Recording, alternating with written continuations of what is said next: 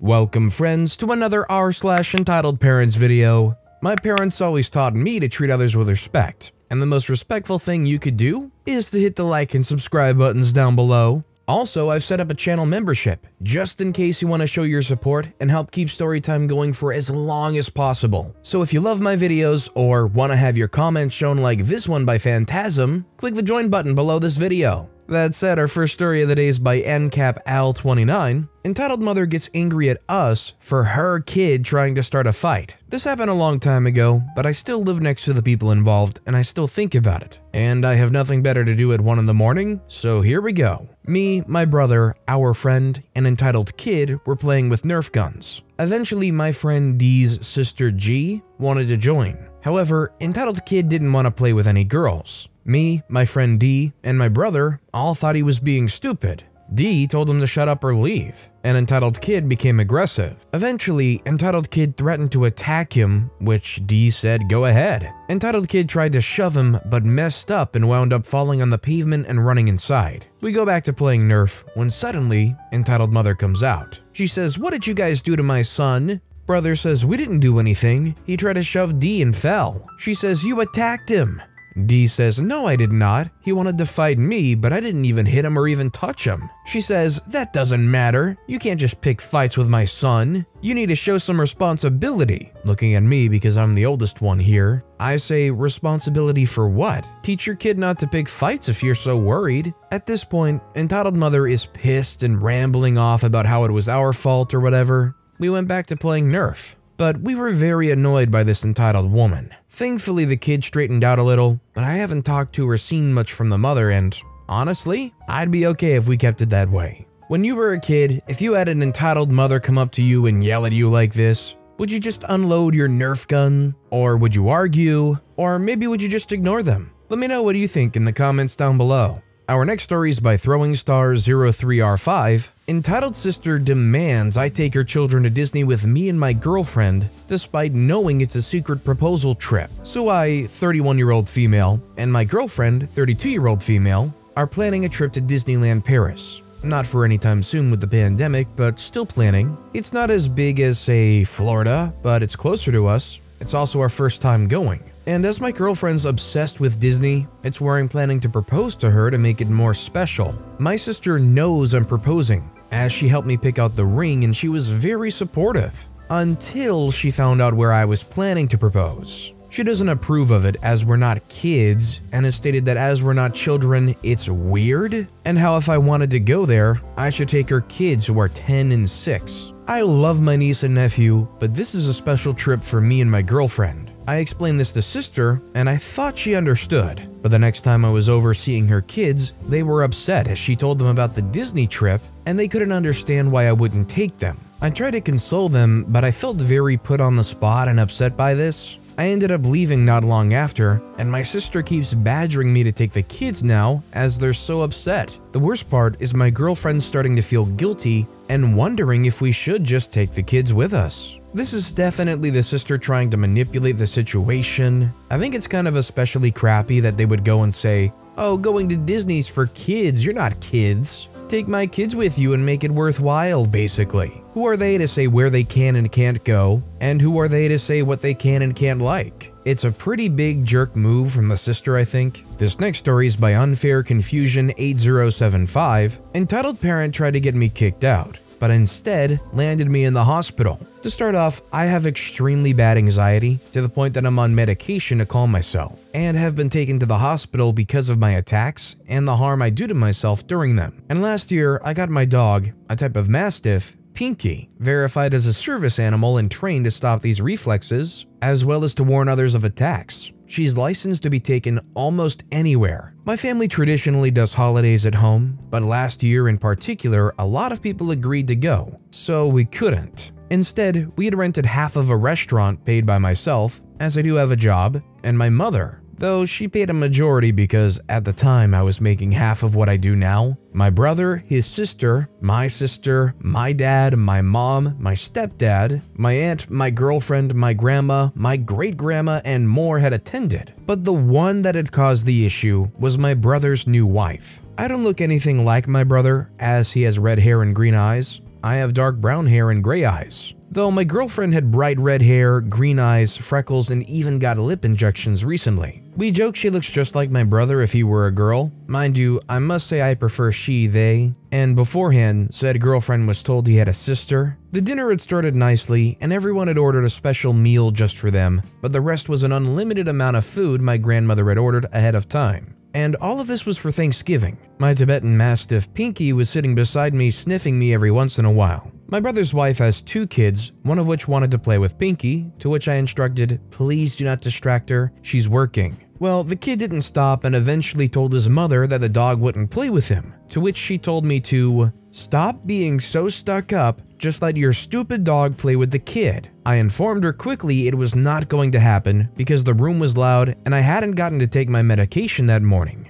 She scoffed at me and went back to eating, only to start sneezing a little bit later. When my brother said bless you, she shot me a dirty look and said, it's her darn dog. The darn thing is shedding so much and I'm allergic. My brother was stunned and looked at me. My grandmother didn't seem impressed, but very reluctantly, my brother told me, look, I'm sorry about this, but would you mind leaving or taking the dog outside? She said she's allergic. I was shocked, and to the rescue came my girlfriend. She said, I'll take Pinky for now, love. Enjoy your meal. I couldn't believe he had just gotten my girlfriend excluded from our meal, but not wanting to upset my grandmother, I continued dinner. Halfway through, one of my brother's kids let out an ungodly scream, and it seemed to have triggered something because I felt like I couldn't breathe. Every movement was a pain, and when I tried to speak, my hearing went dead. I began to cry, and I saw his girlfriend staring at me but not saying anything. I began to choke on my food, and eventually, according to my mother, I had passed out.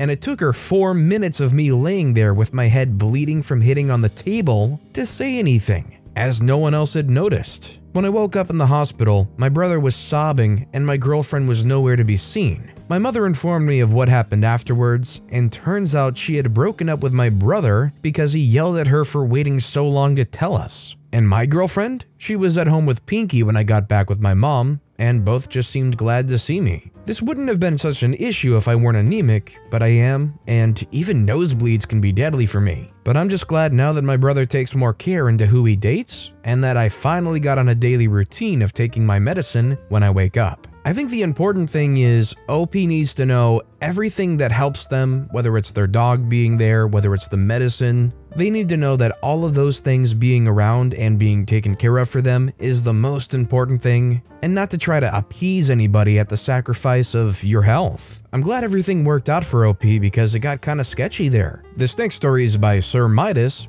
entitled Mother Rips Off My Tail. Now, I'm a furry, so I go to Midwest Fur Fest every year I can. 4 years ago I went and was having a great time, but then I walk back in, lunch plus shower, and I hear a kid behind me say, nice fursuit, and turn around and see a family of 3. Teenage daughter, younger kid, mom. I say, thanks, nice proto head. The kid was wearing a felt homemade protogen head, and the mom yells, security! So I say, oh, what happened? She said, you child predator. The proper word is censored. So security walks over. There's 3 people here. Me, entitled mom, security 1, security 2, nice kid, and nice teen. Security 1 says, what happened? I said, I think she thinks I'm a groomer. She yells, freak you child groomer freak. Security 1 says, ma'am, please moderate your language. We'll check the security footage. Security 2 says, sir, you can move on. What's your room number? I say 282.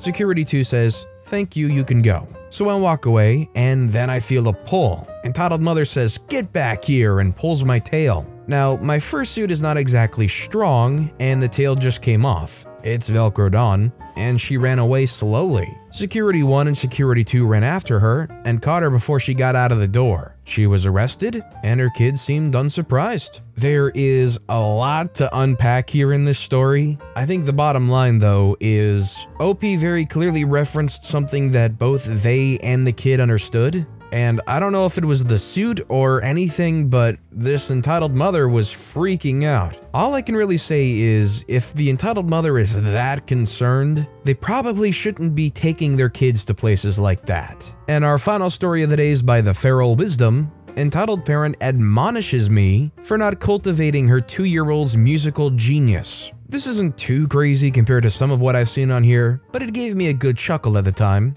and I just remembered it, so I figured I'd share. A few years back, I was teaching guitar as a profession. I taught all ages, and at the time, my youngest student was 6. He was fine to teach, obviously we kept to the basics, and early on I recommended his mom buy a small-scale guitar for him as his hands really couldn't get around the fretboard, which she did. For reference, I taught as part of a guitar school, so I was assigned students by my boss. I mostly got the metal-inclined students as that was my forte, as well as the youngsters as I was fairly young myself, and I tend to get along well with kids. One day, boss man calls me up and lets me know that he has a student for me, that from the sounds of things, they're very young, but to give it a shot and see how it goes. Warns me the mom sounds a bit strange. Whatever, I'll give it a whirl, and weird guitar students / parents aren't exactly out of the ordinary, nor could I classify as normal myself. Little did I know what was to come. So the lesson comes. In walks entitled mother and her kid. The kid is 2, nearly 3 apparently. Now, I hinted at it before with the 6-year-old student story, but 2 is just too young. Mentality aside, physically they can't play a guitar, especially not a full-sized one.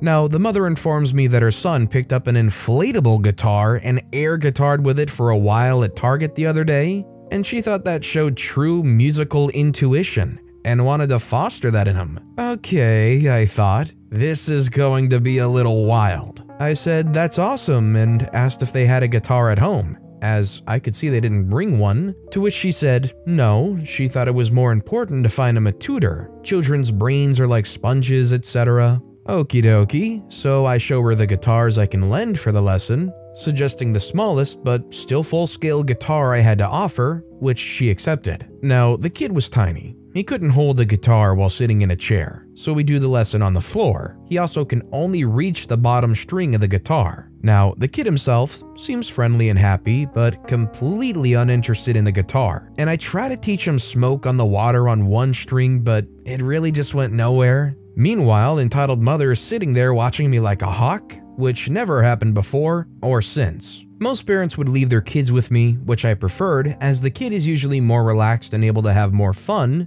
rather than feeling like they have to prove something to their parents. I'm also more relaxed, not feeling like I'm being judged on whether every second of the time they're paying for is worth it. This being said, when a parent did sit on a lesson, which I understand, there are bad people out there, I'm a hairy metalhead, do what you gotta do, but most of them would sit on their phones, read a book, etc., not watch me without blinking for 30 minutes straight. Anyway, I get through the lesson. It's a little uncomfortable because of hot guys, but at the end of the day, the kid was nice. Easy money, right? It's basically a paid break. Goodbyes at the end of the lesson go fine. No actual physical freakout occurs. After my last lesson of the day, however, I think about it and conclude that I don't want to just take free money. I get a feeling entitled mother's going to make the lessons uncomfortable on an ongoing basis. And genuinely, the best way for that kid's musical talent to be harnessed is having an instrument at home. So I make a bad business move and text entitled mother something along the lines of, "Hey, I think it's awesome that you want to encourage your child to pursue music, but I honestly feel like I'm robbing you. Your money would be a lot better spent buying him a half-sized guitar, or even a ukulele so that he can play around with it in his own time. Kids are amazing. You'll be shocked what he'll pick up even without a teacher. Blah blah blah, niceties, etc." Now, I wish I could give you the response verbatim, as it was much longer than what I'm able to reproduce. However, I've lost this phone, so I'm just going to do my best to recreate it from memory. They said, "I'm frankly shocked and appalled that you would send this to me. It's clear that my child has talent, which any true musician would jump at the opportunity to cultivate. Clearly, you lack the talent yourself to see it, and obviously you hate children. I'm going to search elsewhere and find a tutor who has the skills and patience to foster the genius in my son. You arrogant Richard head." Now, to remind you, the kid, and not to do him any disservice, he was lovely, but was freaking 2.5 years old. It wasn't clear whether he had talent in wiping his own butt at this point. Furthermore, I was effectively the designated children's teacher due to the fact that I was good with the kids. I don't know where she got that I hated them from. Needless to say, this text was passed around the office, so to speak, and we all had many a hearty chuckle over it. I actually think it's wonderful that they see some kind of talent, some kind of mild interest in their kids as far as musical ability goes, and they want to foster that and grow them into that, and maybe they'll grow up to be some kind of musical prodigy. But like OP said, they're 2.5 years old. There's only so much they can do. I think what OP said was not only realistic, but more than nice for the way this mother was going about this. Clearly, the entitled mother had no idea how to grow and foster a kid as far as this music thing goes, probably just knows that some parents do that kind of thing with their kids and was like, this is the future for my son. You gotta crawl before you can walk, right? But with that being said, that's all the time we have for today. So of all these stories I've read today, which is your favorite and why? Let me know in the comments down below. And if you haven't yet, if you could like and subscribe, that would mean a lot to me. Whatever you do, whether it's liking, subscribing, turning notifications on, all of it helps grow this channel, and I appreciate the heck out of it. So until next time, I'll see you all tomorrow with some more stories.